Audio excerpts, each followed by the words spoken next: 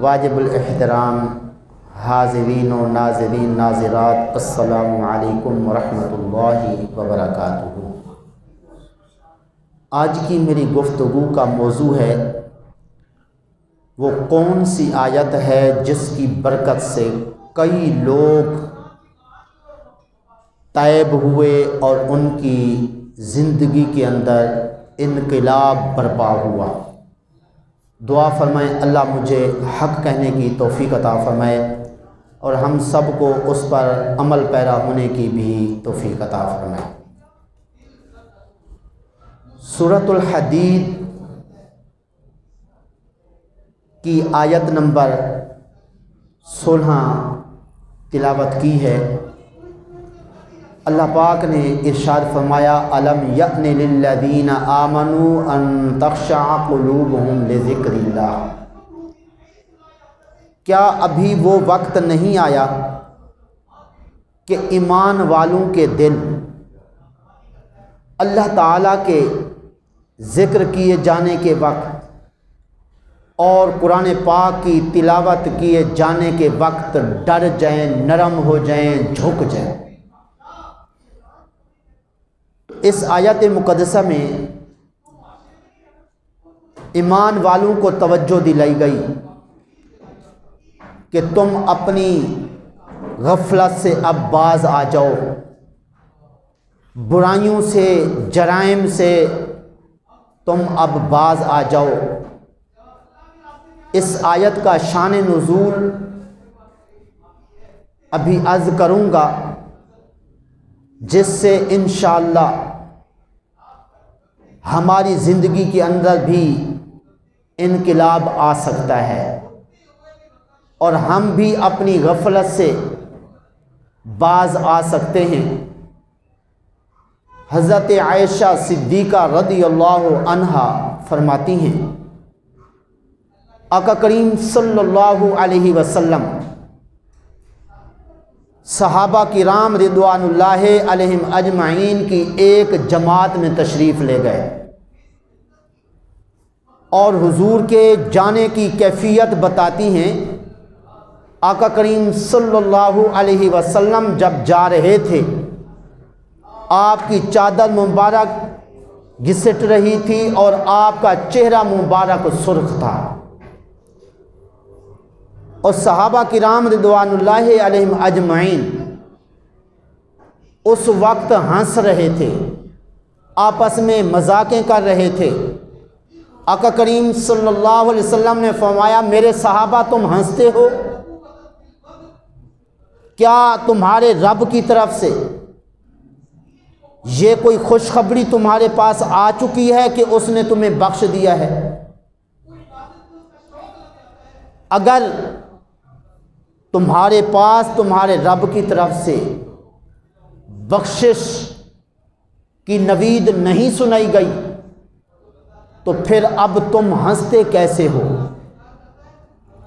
ابھی یہ آیت اتری ہے الم یأن للذین آمنوا ان تخشع قلوبہم لذکر اللہ وما نزل من الحق، کیا ابھی وہ وقت نہیں آیا کہ ایمان والوں کے دل قرآن پاک اور اللہ کے ذکر کی وجہ سے ڈر جائیں، میل ہو جائیں، جھک جائیں؟ صحابہ کرام رضوان اللہ علیہم اجمعین نے عرض کی آقا چلیں، ہم ہنستے ہی رہے، مذاقیں بھی کرتے رہے، تو اس کا اب کفارہ کیا ہے؟ اس کفارے کی آپ ہمیں صورت بتائیں تاکہ ہم وہ کفارہ ادا کریں اور اللہ تعالیٰ کی پاک بارگاہ میں ہم سرخرو ہو جائیں۔ آقا کریم صلی اللہ علیہ وسلم نے فرمایا تمہارے اس ہنسنے کا کفارہ یہ ہے کہ جتنی دیر تم ہنستے رہے اتنی دیر تم اب روو، گریہ زاری کرو۔ چنانچہ اس کے بعد صحابہ کرام رضوان اللہ علیہم اجمعین کی کیا کیفیت ہو گئی؟ ایک مثال عرض کرتا ہوں۔ حضرت عبداللہ بن عمر رضی اللہ تعالی عنہما سبحان اللہ جو ہر وقت اس فکر میں رہتے تھے اس بات کی جستجو میں رہتے تھے کہ حضور کی سنت جس کا ابھی مجھے پتہ نہیں چلا، مجھے اس کا پتہ چل جائے، میں اس پر سنت پر عمل کروں۔ چنانچہ اگر کبھی نماز جماعت سے رہ جاتی، ساری رات رو رو کے گزار دیتے تھے۔ حضرت عبداللہ بن عمر رضی اللہ تعالی عنہما جب یہ آیت تلاوت کرتے تھے، اتنا روتے آپ کی آنکھوں سے اتنے آنسو بہتے تھے کہ آپ حال سے بے حال ہو جاتے، بے ہوش ہو جاتے تھے روتے روتے۔ تو اب ذرا غور کیجئے، آج ہمارا حال کیا ہے؟ آج ہم کتنی آخرت کی فکر رکھتے ہیں، کتنا گریہ و زاری کرتے ہیں۔ کوئی سنت چھوٹ جائے تو اس پہ ہمیں کتنی فکر ہوتی ہے یا کتنا افسوس ہم کو ہوتا ہے، لیکن آقا کریم صلی اللہ علیہ وسلم کے صحابہ ہی تھے، اگر حضور کی سنت چھوٹ جاتی بے چین ہو جاتے تھے، اللہ تعالیٰ کی پاک بارگاہ میں گریہ و زاری کرتے تھے۔ تو اسی آیت سے کئی لوگ جو ہے تائب ہوئے، ان کی زندگی کے اندر انقلاب برپا ہوا۔ انہی میں سے ایک فضیل بن عیاض رحمۃ اللہ علیہ ہیں، جو ابتدا کے اندر نمازی پرہیزگار بھی تھے، لیکن ساتھ ساتھ لٹیرے تھے، ڈاکو تھے، لوگوں کو لوٹ لیتے تھے، راستے میں جانے والوں سے جو کچھ ان کے پاس ہوتا وہ چھین لیتے تھے، لیکن نماز بھی نہیں چھوڑی، روزہ بھی نہیں چھوڑا۔ جو ان کی جماعت کے اندر لوگ لٹیرے تھے، وہ بھی اگر غفلت کرتے تو ان کو اپنی جماعت سے ہی نکال دیتے کہ تم ہمارے ساتھی نہیں بن سکتے، تم اس قابل نہیں ہو۔ لیکن اتنا نمازیں پڑھنے کے باوجود، روزے رکھنے کے باوجود آپ ڈاکو تھے۔ آپ کی نماز اور آپ کی پرہیزگاری اور آپ کے روزے رکھنے کی صورت یوں سمجھیے، ایک دن ایک قافلہ جو ہے وہ گزرا، اس قافلے والوں کو لوٹ لیا گیا، تو ایک آدمی نے ان لٹیروں سے کہا تمہارا کوئی سرغنہ بھی ہے، کوئی تمہارا سردار بھی ہے؟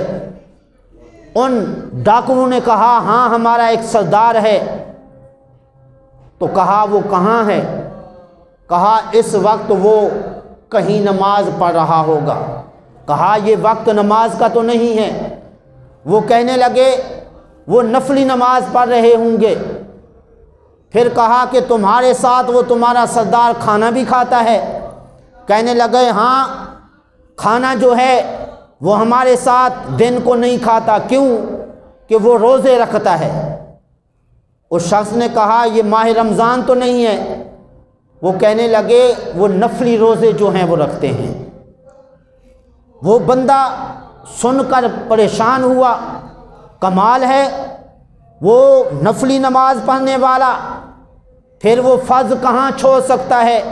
آقا کریم صلی اللہ علیہ وسلم نے فرمایا جو نفل نماز پڑھتا ہے شیطان اس سے دور بھاگتا ہے۔ وہ کہتا ہے جو نفل نہیں چھوڑتا وہ فرض کہاں چھوڑتا ہوگا؟ تو اس لیے شیطان جو ہے وہ نفل پڑھنے والے کو چھوڑ کے اس سے دور ہو جاتا ہے۔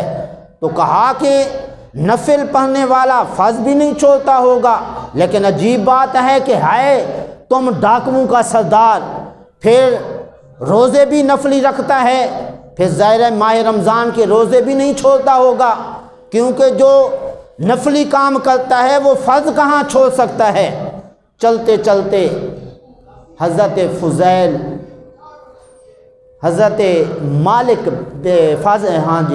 بن عیاض کی بات ہو رہی تھی، ان کے پاس پہنچے تو کہا اے فضیل یہ کیا بات ہے؟ سنا ہے کہ تم نماز بھی پڑھتے ہو، نفل نماز بھی نہیں چھوڑتے، نفلی روزے بھی نہیں چھوڑتے، لیکن عجیب بات ہے کہ آپ جو ہے ڈاکوؤں کے سردار بھی ہو۔ آگے حضرت فضیل بن عیاض علیہ رحمت نے فرمایا تم نے قرآن پاک پڑھا ہے؟ کہا ہاں پڑھا ہے۔ فرمایا اس قرآن میں ہے وَآخَرُونَ اعْتَرَفُوا بِذُنُوبِهِمْ خَلَطُوا عَمَلًا صَالِحًا، کہ کچھ لوگ تھے جنہوں نے نیک عمل کرنے کے ساتھ ساتھ جو ہے وہ گناہ بھی کیے، تو اس طرح کہا کہ یہ میرے بس کی بات نہیں ہے۔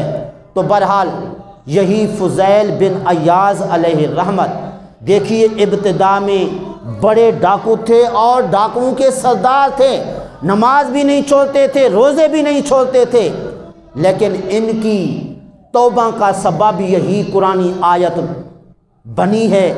وہ کیسے؟ آئیے ذرا غور سے سنیے۔ حضرت فضیل بن عیاض علیہ رحمت چونکہ بہت بڑے ڈاکو تھے اور ایک عورت پر آپ فریفتہ بھی ہو گئے تھے، جتنا ڈکیتی کے اندر مال جمع ہوتا، جتنا پسند ہوتا اپنے پاس رکھ لیتے، کچھ اس عورت کے لیے جس پر فریفتہ تھے اس کو بھیجتے، باقی تقسیم کر دیتے۔ تو اس طرح ایک دن اس عورت کے گھر کی دیوار پھلانگ رہے تھے اس عورت کے پاس پہنچنے کے لیے، اتنے میں اس آیت کی تلاوت کی آواز سنائی دی، الم یعن للذین آمنوا ان تخشع قلوبہم لذکر اللہ، کیا ایمان والوں کے لیے وہ وقت نہیں آیا کہ ان کے دل جو ہیں وہ جھک جائیں اور ان کے دل ڈر جائیں۔ حضرت فضیل بن عیاض علیہ رحمت اسی وقت فرمانے لگے کیوں نہیں میرا رب، وہ وقت آ گیا ہے۔ بس اس دیوار پر سے واپس آئے اور آ کے اللہ تعالیٰ کی بارگاہ میں عرض کرنے لگے مولا میری توبہ قبول فرما لے، جو کمی کوتاہی ہو گئی مجھے معافی عطا فرما دے۔ پھر سوچنے لگے کس کس کا مال میں نے لوٹا تاکہ میں اس کو اس کا مال واپس کروں، کیونکہ توبہ جو ہے وہ صرف اس کا یہ مطلب نہیں ہے کہ زبان سے کہتے رہو مولا میں توبہ کرتا ہوں، میں توبہ کرتا ہوں۔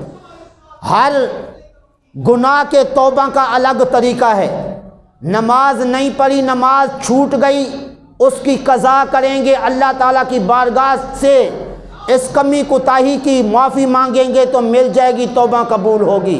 اگر کسی کی جائیداد پہ قبضہ کیا ہے یا کسی کا مال لوٹا ہے، جب تک اس کا مال اس کو واپس نہیں کریں گے، صرف زبانی کلامی کہتے رہنا ہے میں توبہ کرتا ہوں، میں استغفار کرتا ہوں، تو ایسی استغفار اور ایسی توبہ قابل قبول نہیں ہے۔ اس لیے فضیل بن عیاض علیہ رحمت نے سوچا کہ کس کس کا مال میں نے لوٹا تاکہ اس تک وہ مال میں پہنچاؤں۔ تو اتنے میں آپ کیا دیکھتے ہیں، کیا سنتے ہیں، ایک قافلہ وہاں پہ آ کے ٹھہرا۔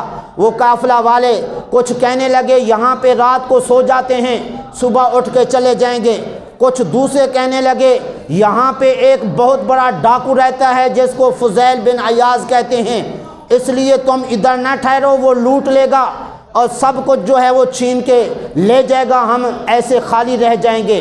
حضرت فضیل بن عیاض فرماتے ہیں میں ان لوگوں کی یہ باتیں سن رہا تھا، میں کہنے لگا اے لوگو، پہلے یہ فضیل بن عیاض لوگوں کو لوٹا کرتا تھا، ڈاکے مارتا تھا، لیکن اب فضیل بن عیاض خود لوٹا گیا ہے۔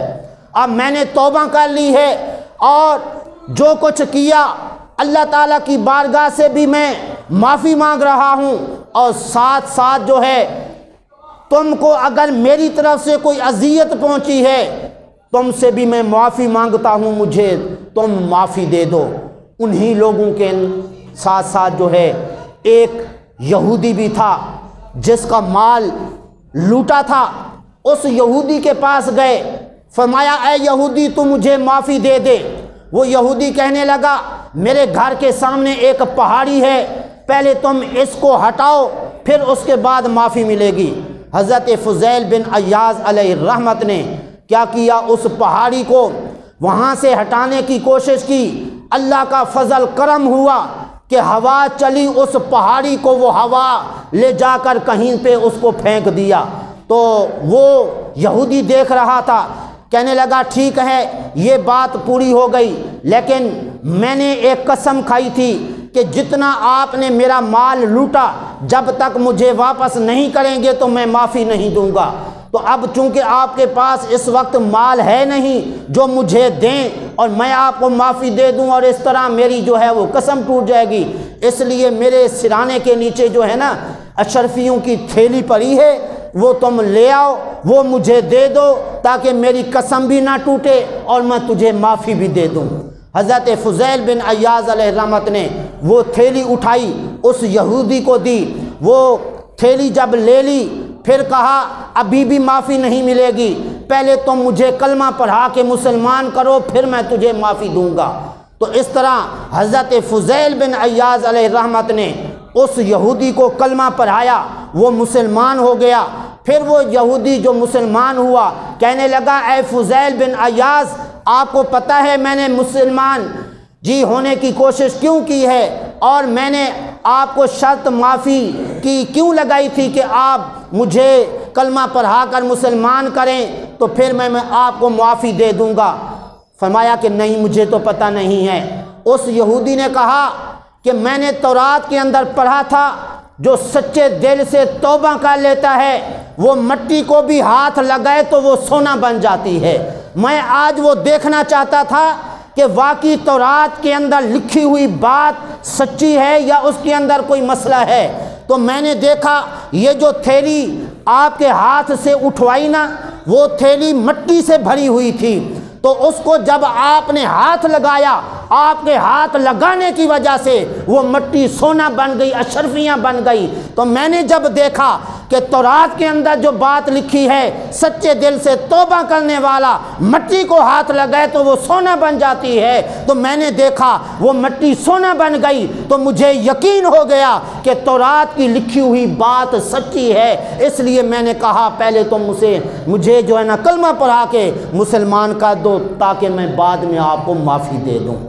تو ذرا غور فرمائیے کہ حضرت فضیل بن عیاض علیہ الرحمت کے لیے یہ آیت توبہ کا سبب بھی بنی اور اس یہودی کے مسلمان ہونے کا سبب بھی بنی۔ حضرت فضیل بن عیاض علیہ الرحمت نے اس آیت کو سنا، انہوں نے سچے دل سے توبہ کی، پھر سچے دل سے توبہ کرنے کی برکت اس یہودی کو بھی ملی کہ جس نے حضرت فضیل بن عیاض علیہ الرحمت کو جب دیکھا کہ معافی مانگ رہے ہیں کہ تیرا بھی ہم نے مال لوٹا تھا تو معافی دے دے۔ تو اس طرح حضرات گرامی اس گفتگو سے ہمیں ایک تو یہ سبق ملا، سچی توبہ کرنے سے مٹی کو ہاتھ لگائیں تو سونا بن جاتی ہے۔ اگر شراب بھی ہو اس کو ہاتھ سچے دل سے توبہ کرنے والا لگا دے تو وہ دودھ بن جاتی ہے۔ تو اس لیے ہمیں بھی اس آیت سے سبق لینا چاہیے اور اس آیت سے ہمیں بھی درس عبرت لینا چاہیے کہ اس طرح اپنے گناہوں سے توبہ کریں، اللہ کی اس کلام کی آیت کو جو ہے ذہن نشین کر لیں، وقتاً فوقتاً جو ہے اس کو پڑھتے رہا کریں تاکہ توبہ کا موقع ملے، ہمارے اندر جو ہے وہ انقلاب برپا ہو۔ اسی طرح حضرت مالک بن دینار رحمۃ اللہ علیہ جو ابتداءً شراب نوشی کو پسند کرتے تھے اور شراب پینے کے عادی تھے، ان کے لیے بھی اس شراب نوشی سے توبہ کرنے کا سبب یہی آیت بنی۔ وہ کس طرح؟ آپ رحمت اللہ علیہ ایک رات کو سوتے ہیں تو سونے کی حالت میں خواب دیکھتے ہیں۔ خواب کے اندر کیا دیکھتے ہیں کہ میرے پیچھے ایک اژدہا لگا ہوا ہے، تو اس اژدہا کو دیکھ کر، سانپ کو دیکھ کر بھاگنے کی کوشش کرتے ہیں، لیکن وہ سانپ جو ہے وہ بھی تیز بھاگتا ہے۔ چلتے چلتے ایک عمر رسیدہ بزرگ کے پاس سے گزرے، اس کو کہا کہ اے اللہ کے بندے مجھے اس سانپ سے بچا۔ وہ کہنے لگا میں ضعیف العمر ہوں، اور میری عمر بہت زیادہ ہو گئی ہے، میں کمزور ہوں، میں تیری مدد نہیں کر سکتا، تو اور تیز رفتاری سے چل، ہو سکتا ہے تو بچ جائے۔ حضرت فضیل حضرت مالک بن دینار رضی اللہ تعالیٰ عنہ فرماتے ہیں میں بھاگتے بھاگتے کچھ گڑھوں کے پاس سے گزرا، ان گڑھوں کے اندر آگ جل رہی تھی، مجھے خطرہ لاحق ہوا کہ کہیں جو ہے میں ان گڑھوں کے اندر نہ گر جاؤں، لیکن ان گڑھوں سے بچ کر آگے چلتے چلتے پہاڑ پر پہنچا۔ ایک پہاڑ کے اوپر جب پہنچا وہاں پہ شمیانے لگے ہوئے تھے، وہاں پہ کئی سارے بچے جو ہے وہ جمع ہوئے تھے، تو وہاں پہ ایک آواز آئی کہ اس بندے کو دشمن کے نرغے میں جانے سے پہلے پہلے گھیر لو تاکہ یہ دشمن کے قبضے میں نہ چلا جائے۔ تو وہاں پہ ایک میری بیٹی بھی تھی جس سے مجھے بہت محبت تھی، وہ فوت ہو چکی تھی، تو ان بچوں کے اندر وہ بھی وہاں پہ موجود تھی۔ تو جب میں نے اس کو دیکھا، وہ میری بیٹی آئی، اس نے آتے ہی یہی آیت تلاوت کی، الم یان للذین آمنوا ان تخشع قلوبہم لذکر اللہ، کیا ایمان والوں کے لیے یہ وقت نہیں آیا کہ ان کے دل جو ہے اللہ کے ذکر سے ڈر جائیں۔ یہ تلاوت کرنے کے بعد وہ بچی میری گود میں بیٹھ گئی اور میں نے اس سے پوچھا کہ اے بچی، تم تو فوت ہو چکی ہو، تم بھی قرآن پاک پڑھتی ہو؟ وہ بچی کہنے لگی ہم مرنے والے زندہ لوگوں سے زیادہ قرآن پاک پڑھتے ہیں اور قرآن پاک کی زیادہ پہچان رکھتے ہیں زندوں سے۔ تو پھر کہا کہ اے میری بیٹی یہ بتا، یہ جو اژدہا میرے پیچھے لگا ہوا تھا یہ اژدہا کیا ہے؟ وہ کہنے لگی یہ آپ کا برا عمل ہے، وہ جو آپ شراب نوشی نہیں کرتے، شراب نوشی کر کے آپ نشے میں رہتے ہیں، نمازیں چھوڑ دیتے ہیں، روزے چھوڑ دیتے ہیں، حج چھوڑ دیتے ہیں، تو اس طرح جو ہے یہ آپ کا برا عمل تھا جو آپ کے پیچھے لگا ہوا تھا۔ اچھا وہ جو بزرگ مجھے ملا وہ کون تھا؟ کہا کہ وہ بزرگ آپ کا نیک عمل تھا، آپ کی شراب نوشی کرنے کی وجہ سے، نیک عمل نہ کرنے کی وجہ سے وہ آپ کا نیک عمل اب کمزور ہو چکا تھا، اس لیے وہ نیک عمل آپ کے برے عمل کا مقابلہ نہیں کر سکا۔ تو اس لیے میرے ابو اب تم اپنے اس برے کام سے، شراب نوشی سے، باقی جرائم سے تم توبہ کر لو، یہ نیک عمل تمہارا قوی اور طاقتور ہو جائے گا، کہیں پہ اگر تمہیں کوئی مصیبت آئی تو یہ نیک عمل آپ کی جان چھڑوا دے گا۔ حضرت فضیل حضرت مالک بن دینار رحمت اللہ علیہ فرماتے ہیں بس اس کے بعد میری آنکھ کھلی، میں نے شراب پینے سے بھی توبہ کر لی، اور پھر اس کے بعد کیا کیا، میں نے اللہ اللہ کرنی شروع کر دی، نمازوں کا پابند ہو گیا۔ پھر کیا صورت ہوئی، رات کو ساری رات جو ہے جاگ کے عبادت کرتے، اور آپ جو ہے اللہ کے حضور گریہ و زاری کرتے رہتے تھے۔ ایک دن آپ کی بیٹی کہنے لگی رات کو کچھ دیر کے لیے آپ سو بھی جایا کریں، تو حضرت مالک بن دینار فرماتے ہیں میری بیٹی میں کیسے سو جاؤں، ایک طرف تو اللہ کا قہر مجھے نظر آتا ہے اور دوسری طرف مجھے یہ خطرہ لاحق ہے کہ کہیں سونے کی حالت میں جو اللہ نے مجھے سعادت مندی کی دولت دی ہوئی ہے کہیں وہ نہ مجھ سے واپس لے لے۔ اب وہ کیا سعادت مندی کی دولت؟ آپ فرماتے ہیں اللہ تعالیٰ نے انسان کو دو نعمتیں دے رکھی ہیں، ایک تو یہ کہ فَاذْكُرُونِي أَذْكُرْكُمْ، تم میرا ذکر کرو میں تمہارا ذکر کروں گا، اور دوسری نعمت کیا ہے، ادعوا ربکم، کہ تم اپنے رب سے دعا کرو۔ تو اللہ فرماتا ہے اجیب دعوت الداع اذا دعان، جب دعا کرنے والا مجھ سے دعا کرتا ہے تو میں قبول کرتا ہوں۔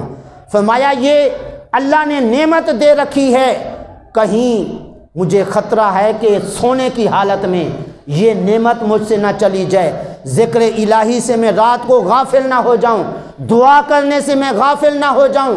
یہ جو اللہ نے بڑی نعمت دے رکھی ہے اپنے ذکر کرنے کی اور اپنی بارگاہ میں گریہ وزاری کرنے کی اور دعائیں مانگنے کی، کہیں سونے کی حالت میں میں اس نعمت سے محروم نہ ہو جاؤں۔ تو ذرا غور تو کیجئے، حضرت مالک بن دینار علیہ الرحمت نے ساری رات عبادت میں گزاری، اور یہ جب سے توبہ کی اس کے بعد بس عبادت کے اندر ہی راتیں ان کی گزرتی رہیں۔ تو اس لیے ہمیں بھی اس سے عبرت حاصل کرنی چاہیے، اور اس طرح اپنا وقت جو ہے وہ ضائع نہیں کرنا چاہیے۔ آج کل ہم ہیں کہ اگر کوئی کسی قسم کی تکلیف پہنچاتا ہے، ہم اس سے ڈبل ٹرپل تکلیف پہنچاتے ہیں، اذیت پہنچاتے ہیں۔ یہی حضرت مالک بن دینار علیہ الرحمت کے بارے میں تذکرۃ الاولیاء کتاب ہے، اس میں یہ لکھا ہے کہ آپ نے ایک مکان کرائے پر لیا، تو ساتھ جو ہمسایہ تھا وہ تھا یہودی۔ تو اس یہودی نے کیا کیا، اپنے گھر کی چھت کا جو پرنالہ تھا وہ حضرت مالک بن دینار کے گھر میں جو ہے وہ کر دیا اس کا رخ، اور اس پرنالے کے ذریعے وہ یہودی کیا کرتا تھا، غلاظت اور نجاست گندگی جو ہے اس پرنالے کے ذریعے حضرت مالک بن دینار کے گھر میں پھینک دیتا تھا۔ حضرت مالک بن دینار رحمۃ اللہ علیہ نے کبھی بھی اس یہودی کو شکایت نہیں کی کہ تیری طرف سے مجھے تکلیف پہنچ رہی ہے۔ تو کافی عرصے کے بعد جب وہ یہودی حضرت مالک بن دینار سے ملتا ہے تو کہتا ہے کہ آپ کو میرے اس کرتوت سے تکلیف نہیں پہنچی؟ حضرت مالک بن دینار فرمانے لگے نہیں، مجھے کوئی تکلیف نہیں پہنچی، اس لیے کہ جب آپ کی طرف سے یہ غلاظت میرے گھر میں گرتی ہے، میں جھاڑو اٹھا کے اس کو صاف کر دیتا ہوں، دھو دیتا ہوں، تو اس طرح جو ہے مجھے آپ کی طرف سے کوئی تکلیف نہیں ہے۔ پھر کہا اس یہودی نے اچھا یہ بتائیے میری اس اذیت پر آپ کو غصہ نہیں آتا؟ حضرت مالک بن دینار فرمانے لگے نہیں، اللہ تعالیٰ کا فرمان ہے جو غصے پر قابو پا لیتا ہے اور غصہ پی جاتا ہے تو اللہ فرماتا ہے میں اس کو بخش دیتا ہوں اور ساتھ ساتھ اس کو ثواب بھی عطا کرتا ہوں۔ تو میں اللہ تعالیٰ سے ثواب حاصل کرنے کے لیے اور ساتھ ساتھ اپنی بخشش کی خاطر جو تیری طرف سے مجھے تکلیف پہنچتی ہے میں اس پر صبر کرتا ہوں، اللہ مجھے اجر بھی دے دیتا ہے اور مجھے امید ہے اللہ مجھے بخش بھی دے گا۔ تو وہ یہودی کہنے لگا اچھا یہ آپ کا دین اسلام ہے، اتنا عمدہ مذہب ہے آپ کا کہ اس طرح اگر کوئی اذیت پہنچائے اس اذیت پر تم صبر کرو تو گناہوں کی بخشش بھی ہوتی ہے، ساتھ ساتھ اس پہ اللہ ثواب بھی عطا فرماتا ہے، تو پھر میں کیوں نہ مسلمان ہو جاؤں، مجھے بھی آپ کلمہ پڑھیں، میں بھی اس دین اسلام میں داخل ہو جاؤں۔ تو اس طرح کلمہ پڑھ کے وہ مسلمان ہو گیا۔ تو اب ذرا غور فرمائیے، حضرت مالک بن دینار نے سچے دل سے توبہ کی، اب جو جو ان کی صحبت میں آ گیا اللہ نے اسے بھی اسلام بھی قبول کرنے کی طاقت دے دی، توفیق دے دی، اور ساتھ ساتھ جو گناہ گار تھا اللہ نے اسے ان گناہوں سے بھی توبہ کرنے کی اسے توفیق دے دی۔ تو اس لیے حضرت گرامی حضرت مالک بن دینار علیہ الرحمت کی زندگی کے اندر انقلاب کیوں آیا؟ اللہ تعالیٰ کے اس فرمان کی وجہ سے الم یأن للذین آمنوا ان تخشع قلوبہم لذکر اللہ، کیا وہ وقت نہیں آیا کہ ایمان والے اللہ کے ذکر سے ڈر جائیں، ان کے دلوں کے اندر اللہ کا خوف پیدا ہو جائے، اور قرآن پاک کی تلاوت کیے جانے کے وقت جو ہے ان کے دل دہل جائیں اور ان کے دل ڈر جائیں۔ اس لیے اللہ کے اس فرمان کو اب سننے سمجھنے کے بعد ہمیں بھی ابھی سے توبہ کر کے یہاں سے اٹھنا چاہیے۔ بعض لوگ سمجھتے ہیں کوئی بات نہیں جی، ابھی تو جوانی ہے، ابھی چھوٹی عمر ہے، بعد میں دیکھیں گے اللہ موقع دے گا، داڑھیاں بھی رکھ لیں گے، قرآن پاک کی تلاوت بھی کریں گے، باقی نمازیں وغیرہ بھی پڑھیں گے۔ تو اس طرح کیا معلوم کہ اس وقت تک زندگی وفا کرے یا نہ کرے جی۔ اس لیے جو موقع ہے فوری طور پہ جی جو نیکی مل سکتی ہے وہ کرنی چاہیے۔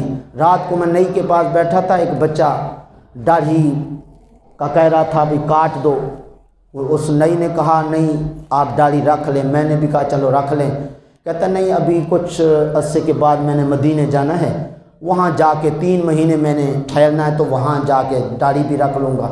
میں نے کہا بھائی مدینے تک کوئی پہنچنے کا آپ کے پاس جی لائسنس ہے، کوئی اللہ تعالیٰ نے دیا ہے آپ کو وہاں پہ پہنچنے کا؟ کوئی پتہ نہیں ہے، وہاں پہ نہ پہنچیں تو اس طرح قبر کے اندر حضور سے جی ملاقات ہوگی تو اس وقت حضور کو کیا منہ دکھائیں گے؟ بلکہ ہمارا عقیدہ ہے ہمارے آقا اب بھی ہمارے ہر حال سے واقف ہیں، ادھر بھی واقف ہیں ادھر بھی۔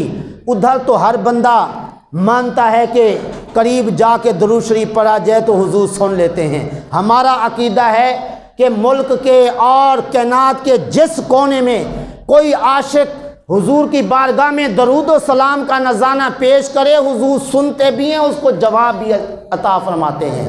تو اس لیے کس منہ سے وہاں پہ حضور کی سنت چھوڑے ہوئے وہاں پہ پہنچیں گے؟ کیا وہاں پہ شرم نہیں آئے گی؟ حضور کے سامنے کھڑے ہوں گے، چہرے پر داڑھی نہیں ہوگی، ہیں جی؟ تو اس طرح حضرات گرامی موقع ہے اللہ نے دیا ہے۔ آقا کریم صلی اللہ علیہ وسلم نے فرمایا کہ موت سے پہلے زندگی کو تم غنیمت سمجھو، تو اس لیے کیا معلوم کہ موت کب آ جائے، اس لیے وقت ہے اپنے گناہوں سے، اپنے جرموں سے، کمیاں کوتاہیاں جو ہو گئی ہیں ان سے توبہ کریں۔ کسی کو اذیت، کسی کو تکلیف پہنچائی ہے اس سے معافی مانگیں۔ کسی کی جائیداد اپنے قبضے میں لی ہوئی ہے، چاہے لوٹ کر کے یا ویسے کسی بھی طریقے سے اگر اپنے پاس رکھی ہوئی ہے، فوری طور پہ زندگی کے اندر واپس کریں، اس لیے کہ فتاوی شامی میں یہ لکھا ہے 7 پیسے، روپے کے کتنے پیسے ہوتے ہیں؟ 100۔ 7 پیسے اگر جی یہ بلکہ 1 پیسہ میں بھول رہا ہوں، 100 پیسوں میں سے 1 پیسہ اگر کسی نے کسی کا دبا لیا، اس کو زندگی میں واپس نہیں کیا، قیامت کے دن 700 نماز جو کہ با جماعت ہوگی ان کا ثواب دینا پڑے گا۔ اب ذرا غور فرمائیں، لاکھوں روپے جناب لوگوں کے لوٹ لیتے ہیں، اپنے قبضے میں لے لیتے ہیں، ادھر سے دنیا سے بھی چلے جاتے ہیں، نہ ان کے کام آتے ہیں، نہ اولاد کے کام آتے ہیں، نہ جانے کہاں کہاں خرچ کرتے ہیں، لیکن وہی دولت جو ہے آخرت میں مصیبت کا باعث بن جائے گی اور جہنم میں جانے کا سبب بن جائے گی۔ تو بہرحال عرض کرنے کا مقصد یہ ہے اللہ کے اس فرمان سے ہمیں بھی ضرور فائدہ اٹھانا چاہیے۔ ابھی سے دل ہی دل کے اندر سچی توبہ کر لیں کہ اے اللہ جو کمی کوتاہی ہو گئی ہم تو اس سے معافی مانگتے ہیں، باقی جس جس کا حق ہم نے کھایا ہوا ہے ہم ادھر سے جا کے تیرے فضل و کرم سے واپس کریں گے اور تیری بارگاہ میں بھی سرخرو ہوں گے، حضور کی بارگاہ میں بھی سرخرو ہونے کی کوشش کریں گے۔ دعا ہے اللہ تعالیٰ کی پاک بارگاہ میں جو کچھ کہا صحیح عمل کی توفیق عطا فرمائے۔